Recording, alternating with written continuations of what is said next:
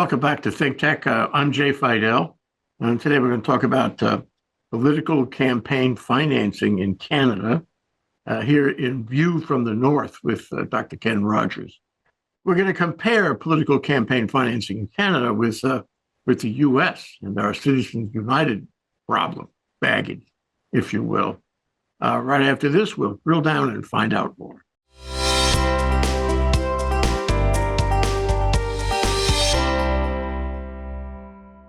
Welcome to the show, Ken. This is one of those subjects where there is a significant difference in the way things operate between Canada and the U.S., isn't it?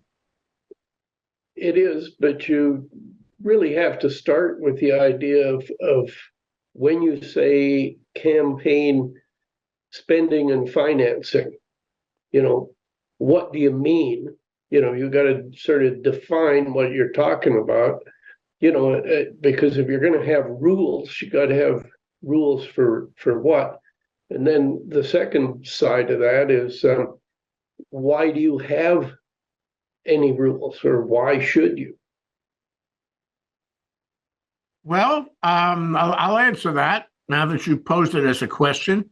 It's because, people are not always honest and straight and true, and they tend to get involved in shenanigans.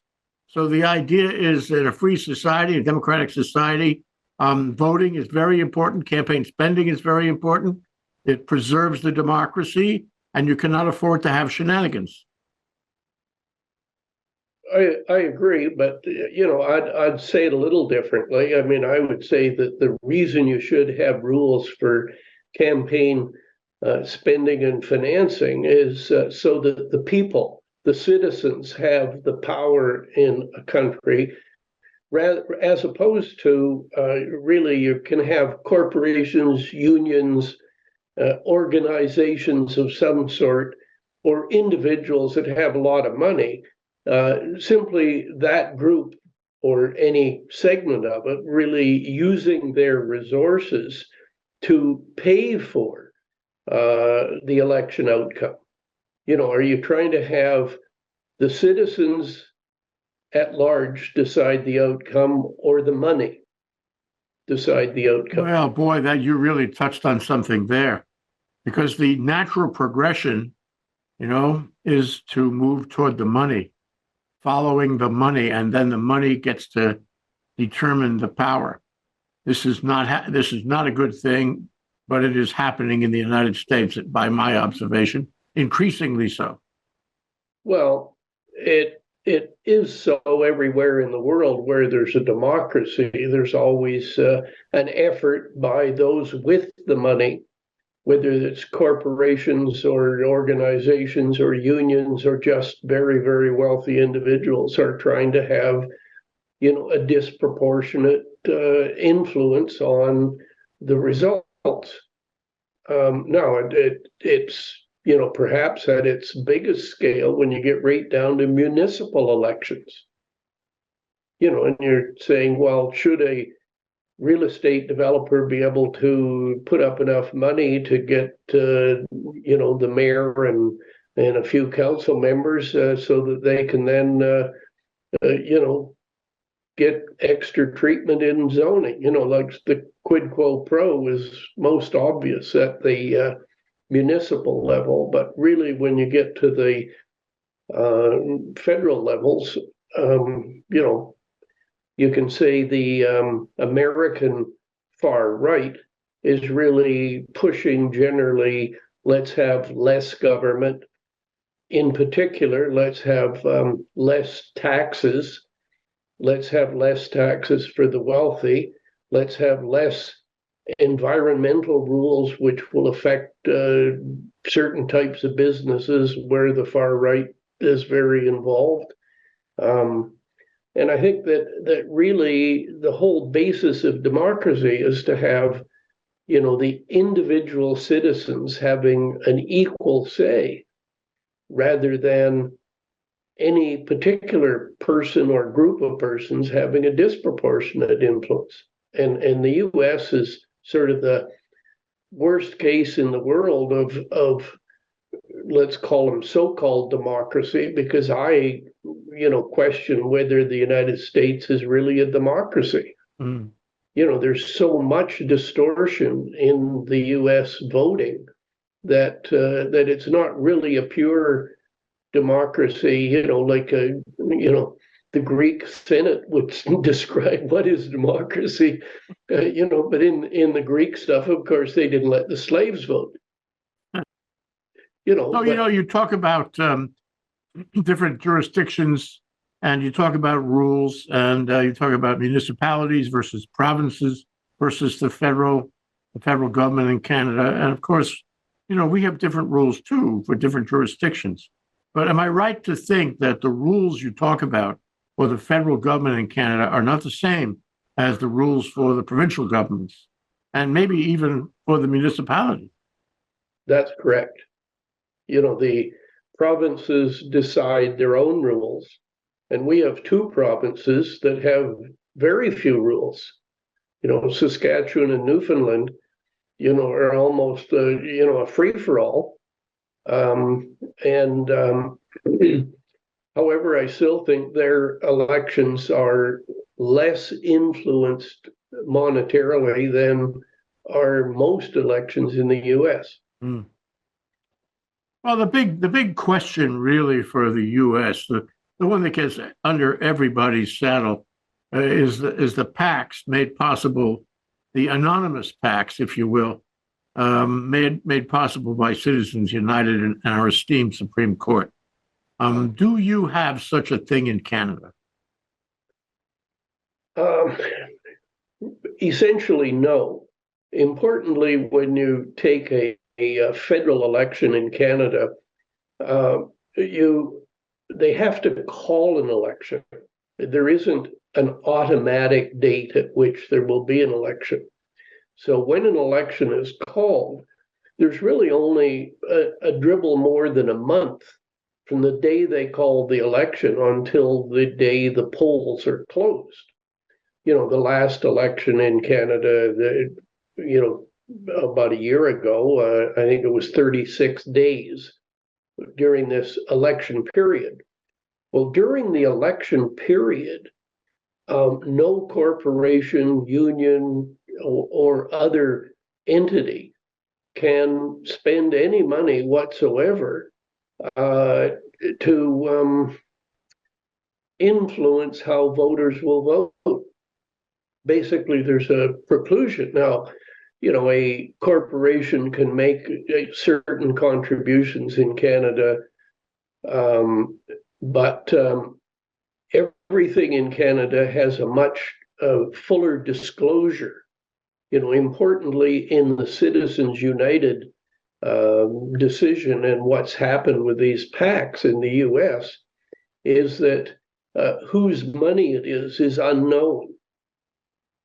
People can guess that people like the Koch brothers and their billionaire group of friends that have extreme libertarian approach to their spending are behind a big slug of the PAC money going towards the Republican causes. But really, you get a big difference. For example, I saw that the runoff in Georgia a couple of years ago, there was nearly $1 billion spent. Well, that's twice as much as the whole Canadian election cost. Yeah, that's very troublesome, and I certainly admire a month or so as a campaign period rather than 4 years as a campaign period in the case of the president. Well, you during that period of time, you can spend hundreds of millions easily, and they do.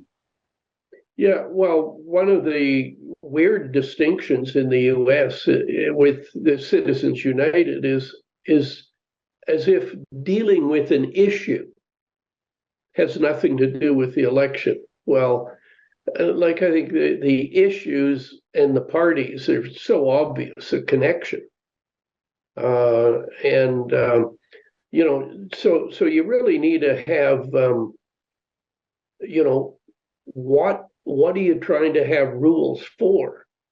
and if you're saying, I want to have rules so that, the country is run by a government that's chosen by the people, well, then you're going to have sort of broadly, you got to have, define what you mean by campaign spending or financing. And then you got to bring in donation limits, secondly, spending limits, and thirdly, most of all, or most importantly, transparency.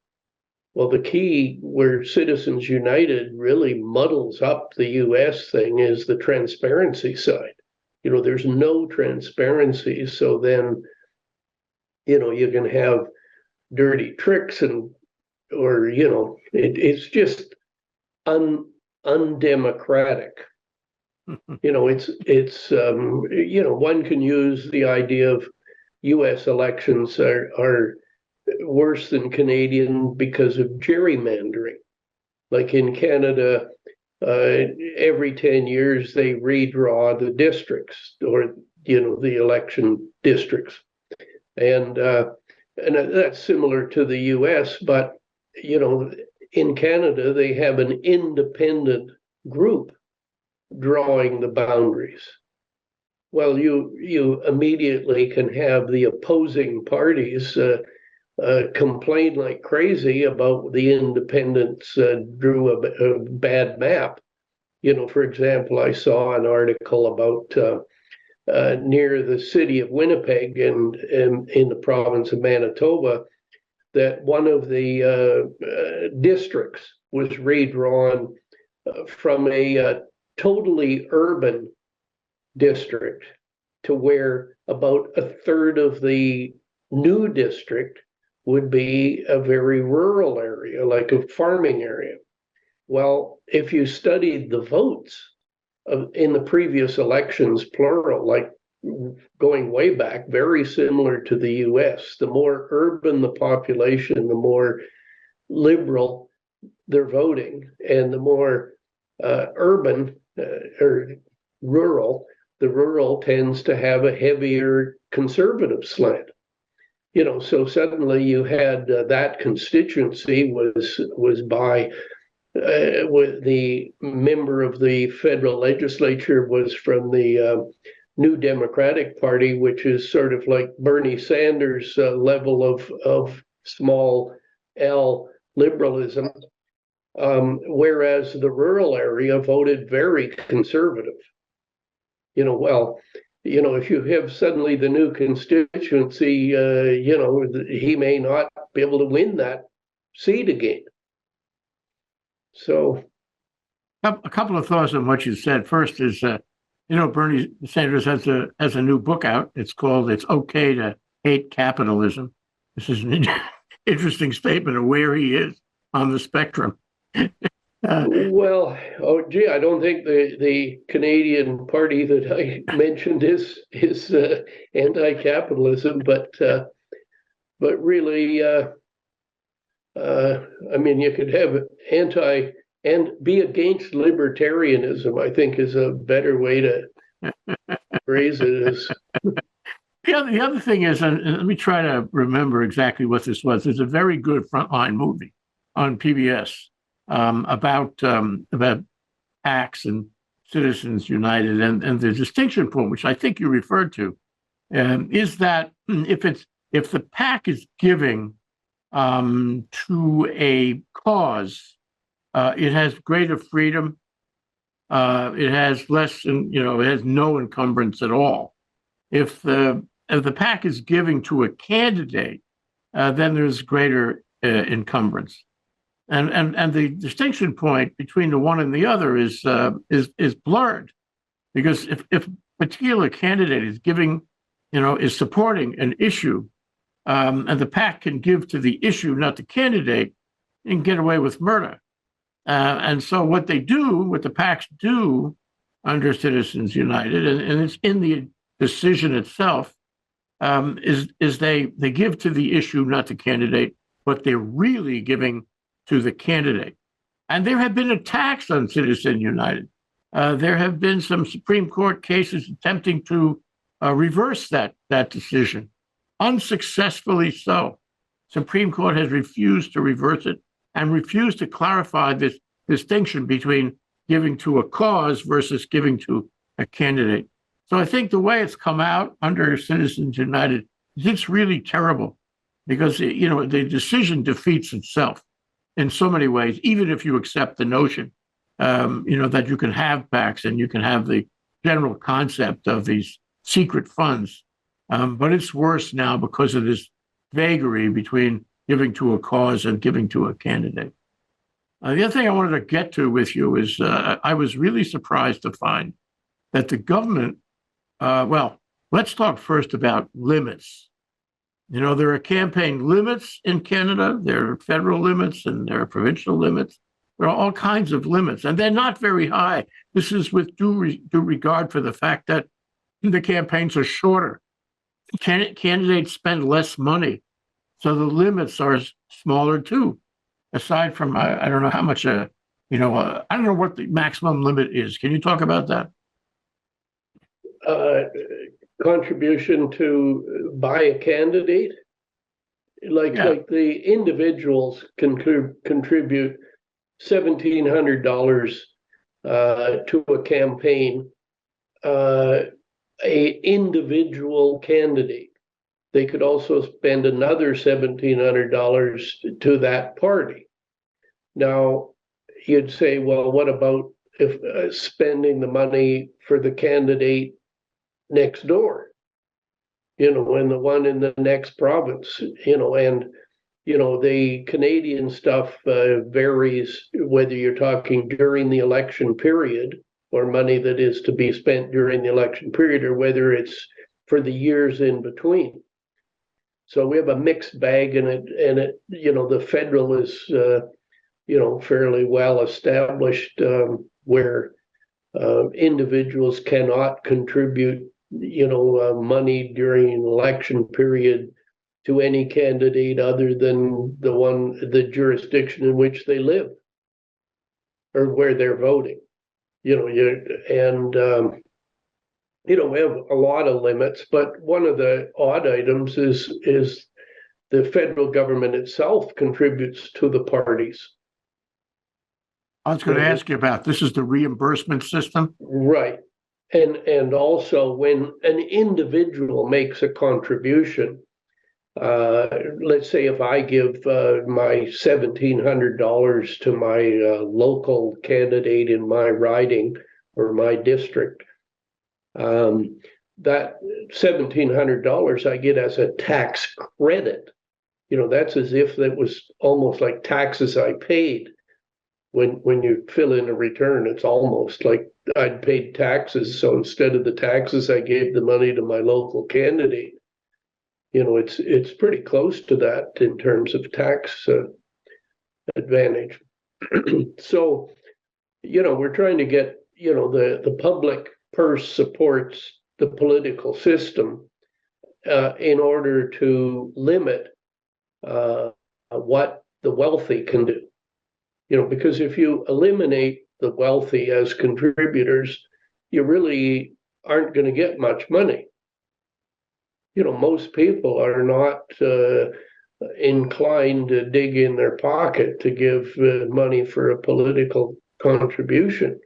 Like I could remember, you know, when I was in a little over 30 years old, back in the early 1970s, and there was a federal election called, and you know, the main candidate asked my brother to be, you know, this campaign chairman, and he says, well, he can't quite do that because our business needs him, but he can certainly help. Well, you know, about 2 hours after that election was called, at the time we were in the construction business, we had arranged with a friend who had a property on a very busy corner that one of our construction trailers had rolled up and was established on that corner. And a few hours later, it was equipped with telephones and you know, let's call it word processing equipment. Back then, it was even before you had computers with things like Word and Excel. And a couple of our employees suddenly got a month off with pay, and they worked in this campaign office.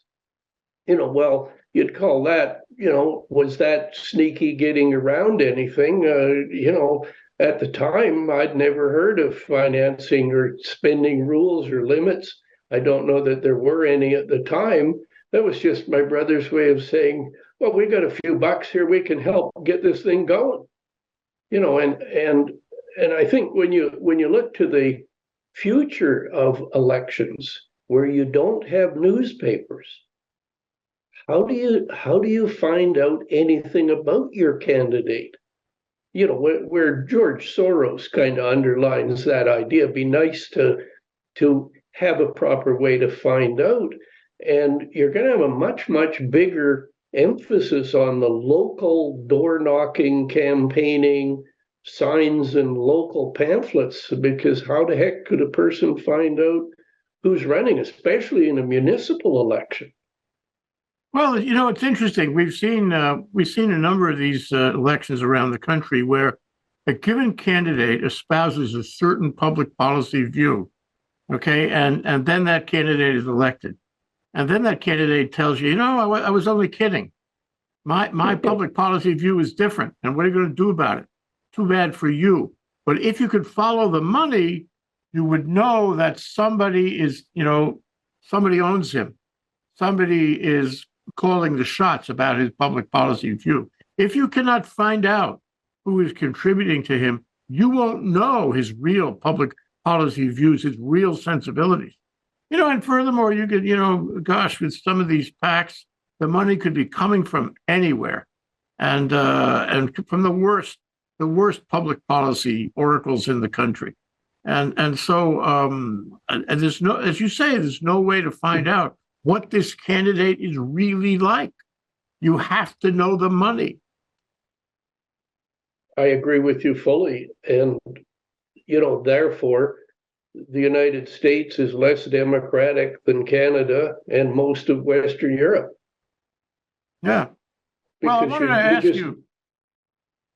ask you about this thing I stumbled into about the reimbursements. I mentioned that in passing a little while ago, is where if you follow the rules in Canada, and you haven't stubbed your toe on any of them, then the government will reimburse you with a substantial percentage of your expenses in the campaign.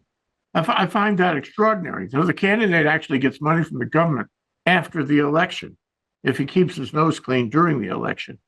And we don't have anything like that here. And it seems to me that it supports the view, which is my view, that we can learn a lot from Canada. That Canada understands the issues because it looks south across the border and it sees all the travail we have here, and it says, we can do better. We can protect the democracy better. So we learn how you could get in trouble in the U.S., and we improve the system in Canada, and we make it better. Did people think about this, or it just happens? I don't think that the public thinks about it much at all. Really, it has, the system in Canada has really been generated by the politicians themselves. Sure. Over time. I mean, that's really where it comes from. Now, if you have, what I would call a pretty public-minded politician, without, bad influence. I think of like Joe Biden as pretty clean, as opposed to, there's lots of others just seem to swing with where the money is. They can make suggestions and create, fair principles, but that's different than getting it through. How do you get it through? Now, in many ways, the British political system, which is similar to Canada, is easier to get a lot of things through because our federal parliament we do have a Senate, but the Senate is just an advisory body. It very, very rarely will stop a piece of legislation. If you were the governor of a state, the Canadian equivalent is like the premier of a province. Well, if you were the ex-premier of the province, they will probably appoint you to the Senate, the federal. You get that kind of high quality, the very wealthy businessman that retired that, was a do-gooder, lots of charitable contributions, might be a good choice as a senator. So the Senate is sort of a sober second thought. So if they stop something, they simply say, we'd like you guys to reconsider this thing because, and then they step aside and the House of Commons or the Congress and, redoes a bill. But Canada's is far from perfect. All of the riots right now, or let's call it demonstrations in Israel about what Netanyahu is doing. Well, the legislation that he's trying to put in is almost a carbon copy of what we have in Canada now. Wow. You see, we have, a Bill of Rights, which probably looks much better than the American Bill of Rights, because we started off with a copy of the American Bill of Rights and anybody else's, and we were Johnny-come-lately as a country. And so, we take all the good points and put it in. But then we put one clause at the front, and we call it the notwithstanding clause. And it kind of says, notwithstanding the right of the provincial government or the federal government to create a law that does what they feel like, these are your rights. And so, for example, in the province of Quebec, like this had never been used before till a couple years or, 3 or 4 years ago. Well, in the province of Quebec, they decided that they would bring in a law using the notwithstanding clause, where obviously the Bill of Rights would have freedom of religion, freedom of blah, blah, blah. Well, their notwithstanding clause was you cannot work for the provincial government if you wear any kind of religious symbol that can identify your religion. So if you think of a Jewish yarmulke, but the real target was the Muslim, I forgot what you call it, a hijab or something, and the Sikhs, where they have a different type of turban, and those are in a sense the three targets. Now, of course, Quebec was predominantly Catholic until we had tons of immigration of non-white Caucasians, and they were nearly all Catholic in Quebec.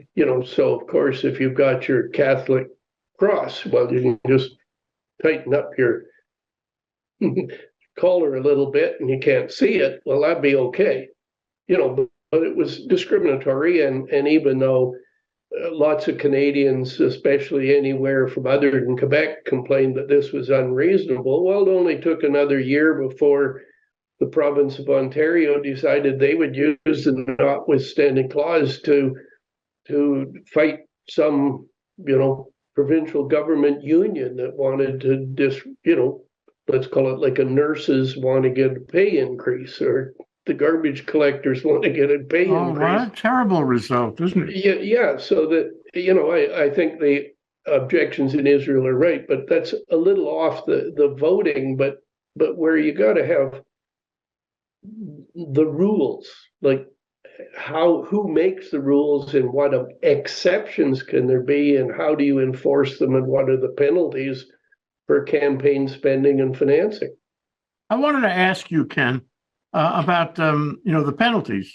How serious are the penalties, and how serious is the prosecution of the penalties, the violations, and do you read about scandals, in the paper?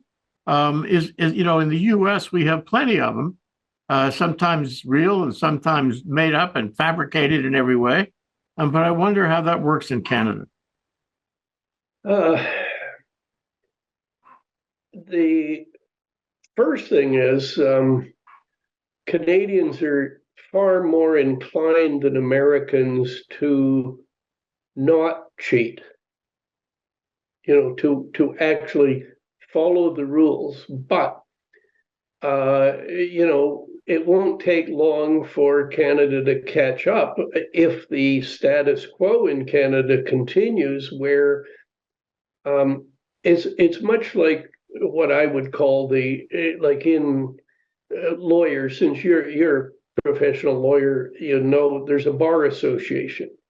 So if you do something that's improper and somebody complains, the bar association makes a big fuss about, blah, blah, blah. But really, they just say, Jay, be a good boy in the future. There's sort of not really the teeth there. It's sort of a self-protective system. And in a lot of ways, that is the status quo in Canada. When there is a formal complaint that, and I'll use as an example of one I read about was, some corporation wanted a particular cause. And so they had all of their executives all made the company obviously financed it around the back, but all of the executives, all the executives' wives, and all of their children all made the maximum donations to the same group of candidates. And so you'd say, well, gee, isn't that cheating or getting around the limits? Or that the corporations are really doing it, and so you have here, the complaints made, but the penalty, the enforcement is really pretty soft. That's the white collar thing. There was a piece, an opinion piece in the Times or the Post a day or two ago. It said, Trump may be guilty of various things, but at the end of the day, and maybe it's because he's a former president, maybe not. It's a white collar crime. And white collar crime, people don't feel the same way about white collar crimes. And so campaign financing, they don't feel the same way about even if, you accept the fact that the officials themselves, the legislators, people holding public office are not inclined to make a stiff penalty in the first place. It's not likely that anybody's going to enforce the penalty thinking it's just a white collar crime, doesn't raise to the same level. And the problem there is you get repetition. They come and do it again, and all the people watching them do it again. When you don't punish white collar crime, it happens again and again. It gets worse. It gets, it turns arrogant is what happens. We have those issues here, and I wonder, if people feel the same way in Canada. They're not going to get excited about white collar crime. Well, I think it's very similar to the U.S. Is a white collar crime is less serious than a physical crime. However, I personally happen to think white collar crimes are worse than an assault or something of that sort. Well, they affect the society in general. They could affect millions and millions of people. Yeah, well, example, recent newscasts concerning the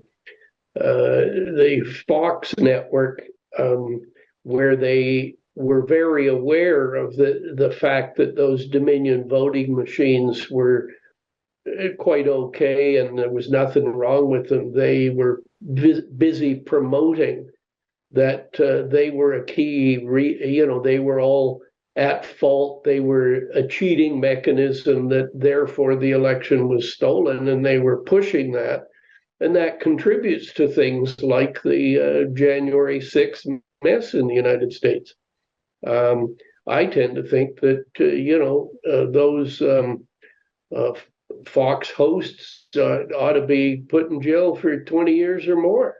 I mean, that's just my opinion. No, I would agree with you. What's the charge for, what's the worst amount of penalty that anybody who went to January 6th and beat a police officer to death, what did they get in penalty?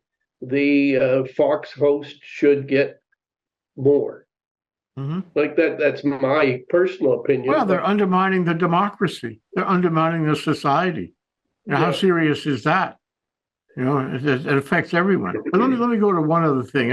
I'm operating, as I often do, and maybe it's because I know you so long, is that Canada has as you said, people follow the rules mostly, and they don't get in trouble mostly, and this system that you are describing, the campaign finance system, it learns from the troubles that happen elsewhere, like in the United States, and it does better. It adopts better rules and enforces the rules in such a way so that, and this is my assumption, so that it works better. Would you agree with that? Would you say that all of those things considered, the Canadian campaign financing system works better? Yes. And it's very similar to the Australia, New Zealand, and United Kingdom. They have a lot of similar methods. I think, coming back to basics, a certain portion of people are basically honest. It doesn't matter what happens, they will be honest. There's a slug of people who are only as honest as they have to be, and a portion that are basically dishonest. I think that Canadians are born with that same proportion as Americans, or Brits, or Australian, Aussies. However, in Canada, somehow the education or upbringing is such that the pressure, like if you're saying only be as honest as you have to be, but the pressure eliminates those people from being dishonest.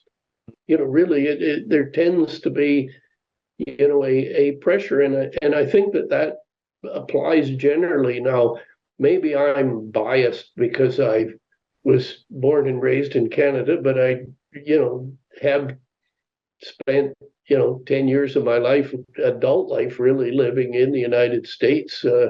And so, I have my own unbiased opinion. Well, let me go from that question to the last question I have for you.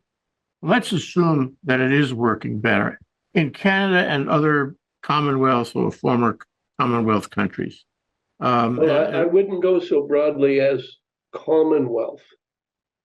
Like the Commonwealth includes places like Jamaica, or did.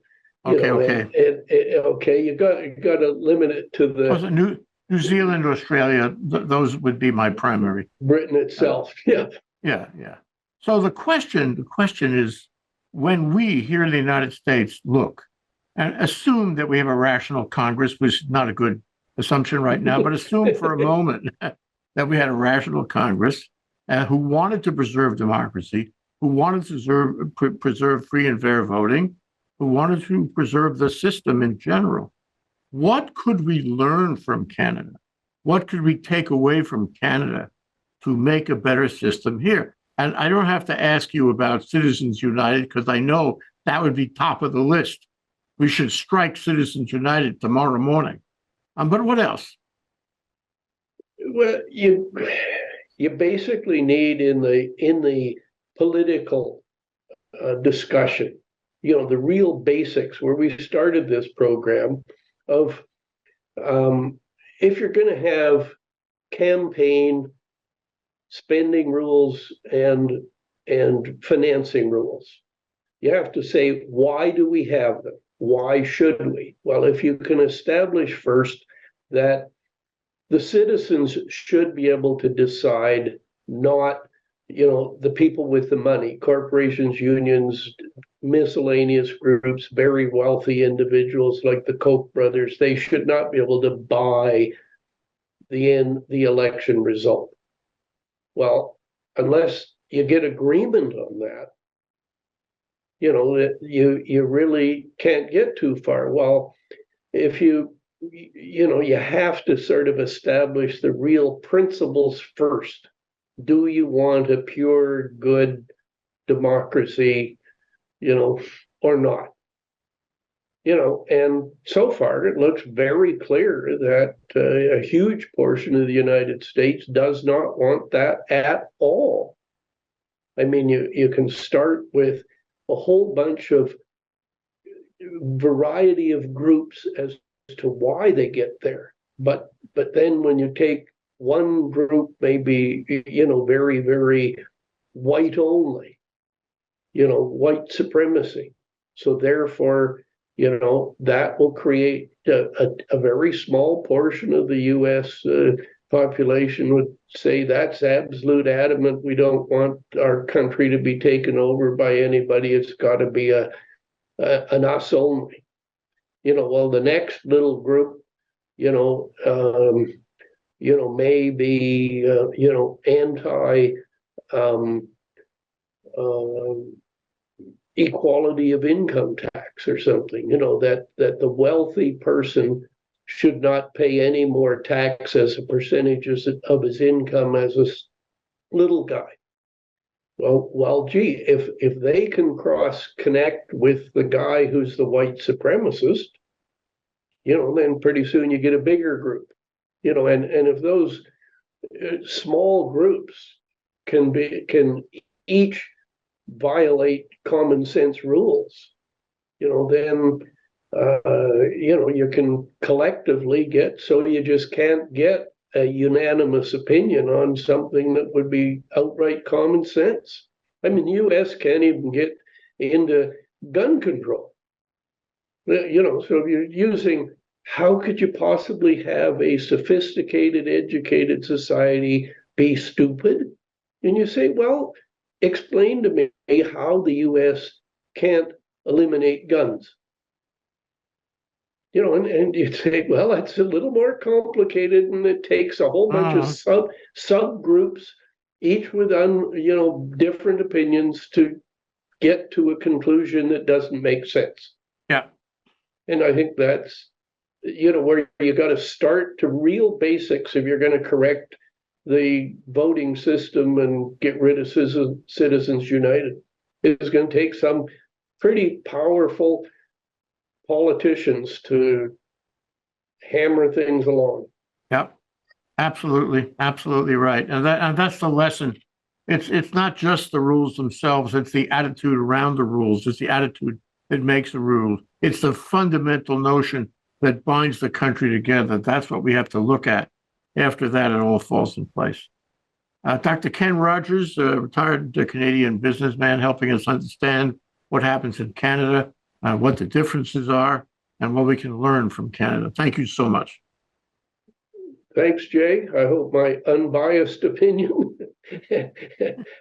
has not offended too many people, but you've made full disclosure. We appreciate that. Thank you, Ken.